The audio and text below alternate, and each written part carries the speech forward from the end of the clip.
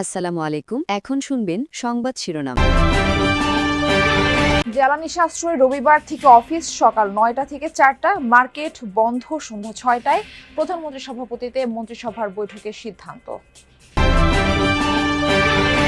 ছুটির দিনেও পাম্পগুলোতে দীর্ঘ অপেক্ষা। যৌথ অভিযানে চট্টগ্রাম ও মেহেরপুরে বিপুল পরিমাণ তেল জব্দ। মজুদ শেষের আগেই আসবে নতুন উৎসের জ্বালানি সংসদকে জানালেন মন্ত্রী। এক সপ্তাহের মাথায় ফের চালু, অনিয়মের অভিযোগে বন্ধ ডায়াগনস্টিক ও হাসপাতাল। পুরো দমে চালু ল্যাব সহ অন্যান্য কার্যক্রম, জানা নেই দাবি অধিদপ্তরের। হামে আক্রান্ত হয়ে চট্টগ্রামে এই পর্যন্ত ৩ শিশু মৃত্যু। রোগীর চাপ বাড়ছে হাসপাতালে। রংপুরে রোগের উপসর্গ নিয়ে ভর্তি হচ্ছে শিশুরা। এতক্ষণ শুনছিলেন সংবাদ শিরোনাম। এখন শুনবেন বিস্তারিত। বৈশ্বিক জ্বালানি সংকটের মুখে বাংলাদেশের বিরূপ প্রভাব মোকাবেলায় অফিস সূচিতে পরিবর্তনের সিদ্ধান্ত নিয়েছে সরকার। এখন থেকে সরকারি বেসরকারি অফিসের সময় কমানো হয়েছে ১ ঘন্টা। পরিবর্তন এসেছে ব্যাংক, আর্থিক প্রতিষ্ঠান ও মার্কেট পরিচালকের সময়ে। স্কুলগুলোর বিষয়ে সিদ্ধান্ত আসবে রোববার। সংসদ ভবনের প্রধানমন্ত্রীর সভাপতিত্বে বৈঠকের পর এসব তথ্য জানান মন্ত্রিপরিষদ সচিব। বৃহস্পতিবার রাত ৯টার দিকে সংসদ সচিবালয়ে শুরু হয় মন্ত্রিসভা। প্রায় ৩ ঘন্টার বৈঠকে আলোচনা হয় বিভিন্ন ইস্যু। সবচেয়ে বেশি সিদ্ধান্ত নেওয়া হয় জ্বালানি সাশ্রয়ে। কৃচ্ছ্রতা সাধন ও সংকট মোকাবেলায় সরকারি বেসরকারি অফিসের সময় কমানো হয়েছে ১ ঘন্টা। সব মার্কেট বন্ধ হবে সন্ধ্যা ৬টায়। ব্যাংকে লেনদেন চলবে ৩টা পর্যন্ত। এসব বিষয়ে কঠোর মনিটরের কথা জানান মন্ত্রিপরিষদ সচিব। সরকারি বেসরকারি সকল অফিস ৯টা থেকে ৪টা চলবে, আর ব্যাংকিংগুলো চলবে আওয়ার্স ৯টা থেকে ৩টা পর্যন্ত। ৪টায় ব্যাংক বন্ধ হয়ে যাবে। শিক্ষা প্রতিষ্ঠানের সময়সূচি ঠিক করতে প্রয়োজনীয় সিদ্ধান্ত নিতে বলা হয়েছে মন্ত্রণালয়কে। রবিবার জানানো হবে নির্দেশনা।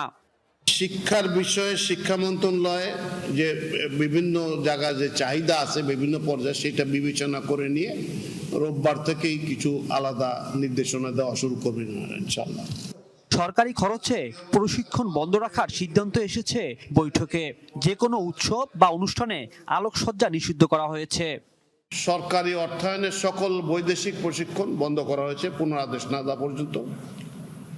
এছাড়া সভা সেমিনারে আপ্যায়ন ব্যয় ৫০% হ্রাস করা হয়েছে। জ্বালানি, বিদ্যুৎ, গ্যাস এই খাতে আমাদের যে ব্যয়টা হতো সরকারের, সেটা আরো ৩০% কমানো হচ্ছে। ইকোনমি তো অনেক জটিল, সেগুলোর ভিতরে আর কি কি জিনিস করা যায় সেগুলোর জন্য সরকারের প্রচেষ্টা আরো অব্যাহত থাকবে, সে ব্যবস্থা করা হচ্ছে। বর্তমানে দেশের প্রায় ৮০% জ্বালানি মধ্যপ্রাচ্য থেকে আমদানি করা হয়।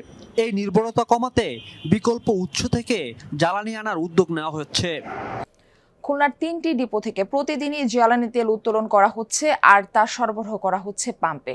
পাম্প থেকে যথারীতি বিক্রিও হচ্ছে, তবুও কাটছে না সংকট। আর আগে যে পাম্পে গড়ে দিনে পেট্রোল, ডিজেল, অকটেনের চাহিদা ছিল ৫,০০০ লিটারের মতো, এখন সেখানে প্রায় দ্বিগুণ সরবরাহ করলেও কয়েক ঘন্টার মধ্যেই তা শেষ হয়ে যাচ্ছে। ফলে ভোগান্তি পোহাতে হচ্ছে সাধারণ মানুষকে। কেন এই সংকট? ঘুরে ফিরে সে প্রশ্নই সামনে আসছে। খুলনা শহরের পাশের গল্লামারি এলাকা, মেট্রো ফিলিং স্টেশন। সকাল গড়াতেই তেলের আশায় যানবাহনের দীর্ঘ লাইন। প্রতিদিন বেলা ১১টা থেকে ১২টার মধ্যে ডিপো থেকে তেল আসার পরই শুরু হয় বিক্রি, কিন্তু চাহিদা এত বেশি যে সন্ধ্যার আগেই শেষ হয়ে যায় জ্বালানি। অলমোস্ট 2 ঘন্টা লাইনে দাঁড়িয়ে আছি, আর কতটুকু তেল পাবো এখনো, যেহেতু সামনে সিরিয়াল বেশি। পাম্প কর্তৃপক্ষ কতটুকু দেয়, রেশনিং এর মাধ্যমে দেয় নাকি এমনি দেয়? দুপুরে নামাজ পড়ে খেয়ে দিয়ে ছাতা নিয়ে বের হয়েছি যে আজকে তেল লাগবেই, তা নাহলে আসলে রাস্তাঘাটে চলা যাচ্ছে না। তো বাইরের থেকে আসছে তেল নেওয়ার জন্য, যে আমার টোটাল আমি বাইক রাইড চালাই, ভাড়ায় চালাই গাড়ি, তা আমার তো জাতি আসছে 4টি তেলই পড়বে আমার। তুমি এনারা দিচ্ছে ২০০ ৩০০ এরকম তেল দিচ্ছে, তাহলে আমি যাবো কি করে? দেখে মনে হতে পারে সরবরাহ কম, কিন্তু বাস্তবতা বলছে ভিন্ন কথা। ২০২৫ সালের মার্চে এই পাম্পে বিক্রি হয়েছিল ৬০,০০০ লিটার ডিজেল, ৬০,০০০ লিটার অকটেন এবং ৪০,০০০ লিটার পেট্রোল। আর চলতি বছরের মার্চে বিক্রি হয়েছে ১,০০,০০০ লিটার ডিজেল, ৭৫,০০০ লিটার অকটেন ও ৫৫,০০০ লিটার পেট্রোল। অর্থাৎ প্রায় ৬৭% ডিজেল, 25% অকটেন ও 37% পেট্রোল বেশি বিক্রি হয়েছে এই পাম্প থেকে। সোনাডাঙ্গা এলাকার মেসাস গোলাম ফিলিং স্টেশনে গত বছরের তুলনায় ১৯০% ডিজেল, ৭১% অকটেন ও ৭৬% পেট্রোল বেশি বিক্রি হয়েছে। লতিফ ফিলিং স্টেশনে ডিজেল বিক্রি হয়েছে ৯৯৭% বেশি। এমন চিত্র জেলার প্রায় সব ফিলিং স্টেশনেই। এত তেল বিক্রি হতে দেখে হতবাক পাম্প মালিকরাও। তারা মনে করছেন কৌশলে তেল নিয়ে মজুত করছেন অনেকেই। তেল সরবরাহ স্বাভাবিক রাখতে প্রতিটি পাম্পে কর্মকর্তা নিয়োগ করেছে খুলনা জেলা প্রশাসন। জেলার ডিপোগুলোতে এখনো প্রায় 15 দিনের জ্বালানি মজুদ রয়েছে। গত বছরের চাহিদার তুলনায় একই পরিমাণ তেল সরবরাহ করা হচ্ছে বলে জানায় ডিপো কর্তৃপক্ষ। বিদ্যমান তেলের মজুদ শেষ হওয়ার আগে বিকল্প বিভিন্ন উৎস থেকে কেনা তেল দেশে আসবে বলে সংসদকে জানিয়েছেন বিদ্যুৎ, জ্বালানি ও খনিজ সম্পদ মন্ত্রী ইকবাল হাসান মাহমুদ। বিরোধী দলের 2 সংসদ সদস্যের এমন প্রশ্নের জবাবে বৃহস্পতিবার জ্বালানি মন্ত্রী বলেন, সংকটটা কৃত্রিম। মজুদ আর বিকল্প উৎস থেকে তেল কেনার বিষয়ে সংসদকে জানান তিনি। চলতি সেচ মৌসুমে বিদ্যুৎ সরবরাহ নিশ্চিতের জন্য অন্যত্র বিদ্যুতের অতিরিক্ত ব্যবহার কমিয়ে আনার উদ্যোগ নেওয়া হয়েছে বলেও সংসদকে জানান মন্ত্রী।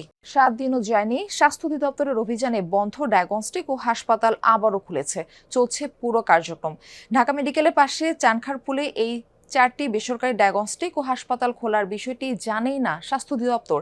একে মারাত্মক অপরাধ বোঝে তারা। 25 মার্চ 2026 রাজধানীর চানখারপুলের 7টি প্রতিষ্ঠানে অভিযান চালায় স্বাস্থ্য অধিদপ্তর। নানা অনিয়ম পাওয়ায় বন্ধ করে দেয়া হয় 5টি। হাসপাতালে কার্যক্রম বন্ধ করেছি। সপ্তাহখানেক পরে আবারও সেই প্রতিষ্ঠানগুলোতে যাওয়া যাক। হেলথ এইডে গিয়ে দেখা যায় পুরোপুরি চালু আছে ল্যাব। ঢাকা মেডিকেল থেকে আসা রোগীরা অপেক্ষা করছেন রিপোর্টের জন্য। চালু আছে অন্য সব সেবাও। অথচ 7 দিন আগেই এটি বন্ধ করে দেয় স্বাস্থ্য অধিদপ্তর। করা হয় লাখ টাকা জরিমানা। আমার রিপোর্টটা ইমার্জেন্সি দরকার ছিল, তাই এখানে এসে করাইছে। এখানে আসছি রিপোর্ট নিতে, রোগী নিচ্ছে, এটা ল্যাব। আপনাদের এই ল্যাব তো সরকার বন্ধ করে দিয়েছে, তারপরে আপনারা কিভাবে কার্যক্রম চালাচ্ছেন? এই ব্যাপার তো আমি জানি না, উপরে কর্তৃপক্ষ জানেন। জরিমানা হয়েছে, আমরা জরিমানা দিয়েছি, পে করছি এবং আমরা সংশোধন করে সে কার্যক্রম চালাইতেছি, যেহেতু বন্ধের কোনো পাইনি।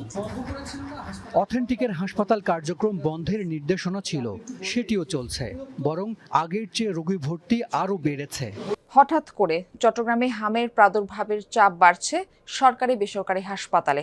এখন পর্যন্ত উপসর্গ নিয়ে মৃত্যু হয়েছে 3 শিশুর, ভর্তি আছে 90 জনেরও বেশি।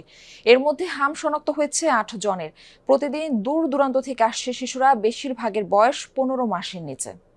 মাত্র 6 মাস 15 দিন বয়সী এই শিশুকে কর্ণফুলীর চরলক্কা থেকে 7 দিন আগে এনে ভর্তি করা হয় চট্টগ্রামের মা ও শিশু হাসপাতালে। হাম শনাক্ত না হলেও রয়েছে প্রায় সব উপসর্গ। চট্টগ্রামের এই বেসরকারি হাসপাতালের পৃথক সেফটি কর্নারে হামের উপসর্গ নিয়ে ভর্তি আছে 6 শিশু। চট্টগ্রামের অন্যান্য বেসরকারি হাসপাতাল ক্লিনিকের চিত্রও একই। সংক্রমণ বাড়তে থাকায় সচেতনতার উপর